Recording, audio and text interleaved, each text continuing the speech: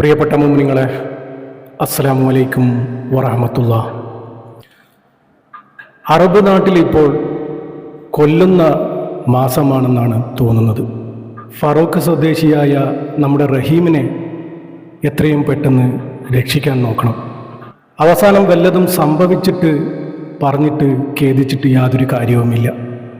തൂക്കിലേറ്റുന്ന വിവരം പോലും നമ്മുടെ ഇന്ത്യൻ സർക്കാർ അറിയുന്നില്ല. അതുതന്നെയാണ് നമ്മുടെ ഇന്ത്യയുടെ പ്രത്യേകതയും.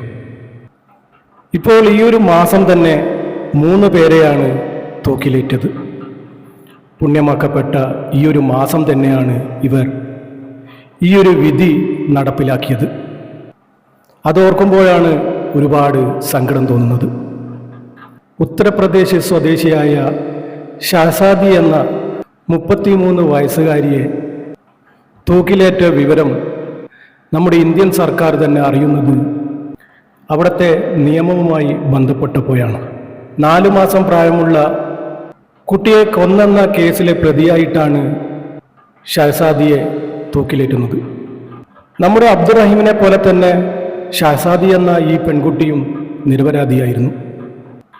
കൊല ചെയ്തു എന്നുള്ള വെറുമൊരു സംശയത്തിൻ്റെ പേരിൽ അറബ് നാട് ആളുകളെ തൂക്കിലേറ്റുമ്പോൾ നമ്മുടെ സ്വന്തം ഇന്ത്യയിൽ നടക്കുന്നത് കൊള്ളയും കൊലയും നടത്തുന്നവന് സംരക്ഷണവും പ്രൊട്ടക്ഷനും നൽകുന്നു, നല്ല ഭക്ഷണവും താമസ സൗകര്യങ്ങളും നൽകുന്നു. ഇന്ത്യയുടെ ഈ ഒരു നിയമം മാറിയിട്ടില്ലെങ്കിൽ നാളെ ഒരു തീവ്രവാദികൾ മാത്രമുള്ള ഒരു രാജ്യമായി മാറും.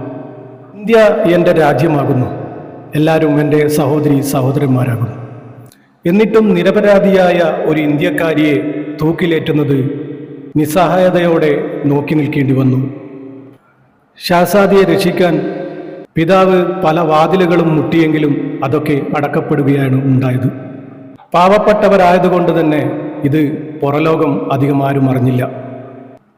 ഷഹസാദിയോട് അവസാനമായി ഒരു ആഗ്രഹം ചോദിച്ചപ്പോൾ എൻ്റെ കുടുംബത്തിൽ വിളിക്കണമെന്ന് പറഞ്ഞു. അങ്ങനെയാണ് ഷഹസാദി അവസാനമായി പിതാവിനെ വിളിക്കുന്നത്. ഇതെൻ്റെ അവസാന ഫോൺ കോളായിരിക്കുമെന്ന്. 24 മണിക്കൂർ കൊണ്ട് എൻ്റെ വധശിക്ഷ നടപ്പിലാക്കുമെന്നും പിതാവിനോട് ഈ മകൾ പറഞ്ഞു. പക്ഷേ ഈ പാവപ്പെട്ടവനായ പിതാവിന് തൂക്കിലേറ്റുന്നതിന് മുന്നേ ഒരു നോക്ക് കാണുവാൻ പോലും പറ്റിയില്ല.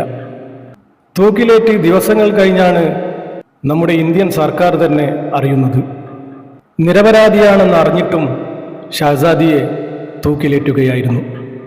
അവിടുത്തെ നിയമം അങ്ങനെയായിരുന്നു. ഒരു നിരപരാധിയെ രക്ഷിക്കാൻ നമ്മുടെ ഇന്ത്യക്കും കഴിഞ്ഞില്ല. ഈ സംഭവം നടന്നിരിക്കുന്നത് UAE-യിലാണ്. പിന്നെ തൂക്കിലേറ്റിരിക്കുന്നത് 2 മലയാളികളെയാണ്.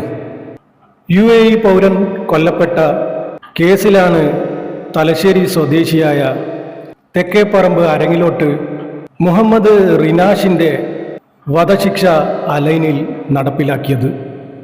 നിഷാദിൻ്റെ വയസ്സ് 28 2 വർഷമായി ദുബായ് അലൈൻ മനാൻസിൻ ജയിലിലായിരുന്നു റിനാഷ്.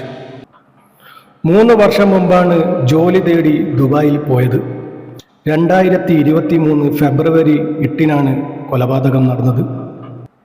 ഇതൊരു കൊലപാതകത്തിൻ്റെ പേരിലാണ് തൂക്കിലേറ്റത്. നിരപരാധിയാണെന്ന് അറിഞ്ഞിട്ടുമാണ് ഷഹസാദിയെ തൂക്കിലേറ്റത്.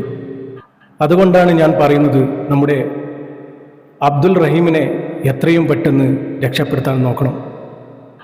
അബ്ദുറഹീം ഇത്രകാലം ജീവിച്ചത് തന്നെ ആ ഉമ്മയുടെ പ്രാർത്ഥന ഒന്നുകൊണ്ട് മാത്രമായിരിക്കണം. ഒരുപാട് കാലമായി ആ ഉമ്മ മകന് വേണ്ടി നോമ്പും നോറ്റ് ഇരിക്കുകയായിരുന്നു. ആ ഉമ്മയുടെ കണ്ണുനീരായിരുന്നു ഞങ്ങളൊക്കെ കണ്ടത്.